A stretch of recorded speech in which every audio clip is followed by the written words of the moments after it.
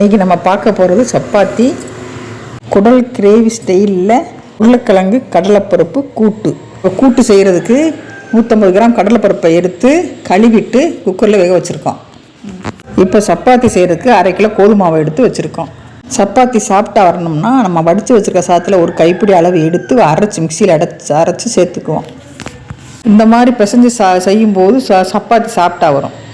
இப்போ இது கூட தேவையான அளவு உப்பு சேர்த்து கொஞ்சம் கொஞ்சமாக பிசைஞ்சுக்குவோம். தண்ணி ஊற்றி பிசைஞ்சுக்குவோம்.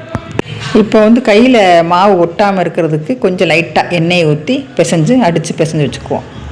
இப்போ மாவு நல்லா பிசைஞ்சிட்டோம். இந்த பாருங்கள், கையில் நல்லா எண்ணெய் விட்டோன்னா ஒட்டவே இல்லை. இப்போ நம்ம கூட்டு செய்ய என்னென்ன பொருள்னு பார்த்துட்டு வரோம். 1/4 கிலோ உருளைக்கிழங்கு எடுத்து அவிச்சு கட் பண்ணி வச்சுருக்கோம். நம்ம வேக வச்சுருக்க கடலைப்பருப்பு, அது கூட தக்காளி, ஒரு துண்டு இஞ்சி, 10 பல் பூண்டு, 2 கீரை வச்சுருக்கோம், வெங்காயம் வச்சுருக்கோம், தாளிக்க பட்டை, சோம்பு, கிராம்பு, கொத்தமல்லி, கருவேப்பிலை.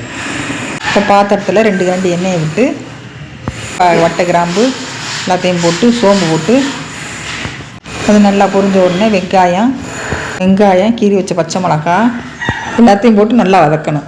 வெங்காயம் எல்லாம் வதங்கின பின்னாடி நம்ம கட் பண்ணி வச்சுருக்க கருவேப்பிலை, இஞ்சி, பூண்டு எல்லாத்தையும் போட்டு நல்லா வதக்கணும்.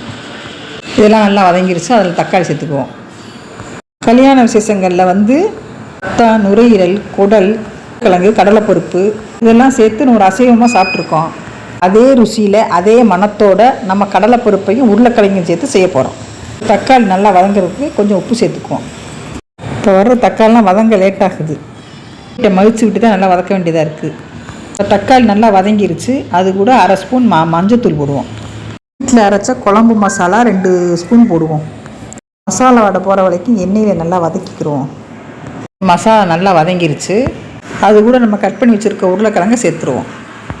இந்த மசாலாவோடு அந்த உருளைக்கிழங்கு சேர்ந்து வேகிற மாதிரி கிண்டிக்கிறோம் ஒத்தாப்பில்.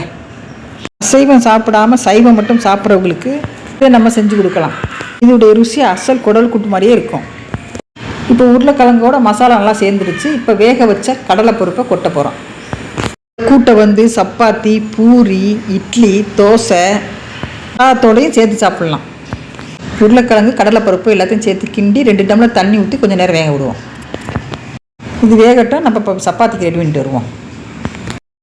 சப்பாத்தி தேய்க்கிறதுக்கு இந்த மாதிரி பிளாஸ்டிக் பேப்பர் யூஸ் பண்ணோம்னா சப்பாத்தி தேய்க்கிறதுக்கு எண்ணெய், மாவு இதெல்லாம் யூஸ் பண்ண தேவையில்லை. ஈஸியாக தேய்க்க வரும். இப்போ நம்ம பிசைஞ்சு வச்சுருக்க கோதுமை மாவை உருண்டையாக உருட்டி எடுத்து வச்சுக்கிறோம். உருட்டின உருண்டையெல்லாம் எடுத்து ஒன்றொன்னா சப்பாத்தியை தேய்ப்போம். இப்போ தேய்ச்சி வச்சுருக்க சப்பாத்தியெல்லாம் எடுத்து ஒன்றொன்னா அந்த தோசைக்கல்லில் போட்டு வார்த்தெடுப்போம். இந்த கோதுமை மாவோட சோறு கொஞ்சம் போட்டு அரைச்சி சேர்த்ததுனால சப்பாத்தி சாப்பிட்டா அந்த பூரி மாதிரி உப்பி வருது. புதுசு புதுசுன்னு சாப்பிட்டான சப்பாத்தி ரெடி ஆயிடுச்சு. நம்ம சைவ குடல் கூட்டி எப்படி இருக்குன்னு பார்ப்போம் வாங்க.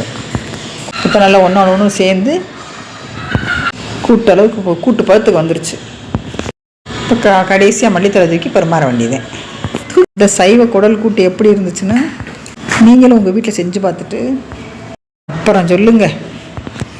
இந்த சைவ கூட்டோட சப்பாத்தி, தேங்காய் சட்னி, பாசிப்பருப்பு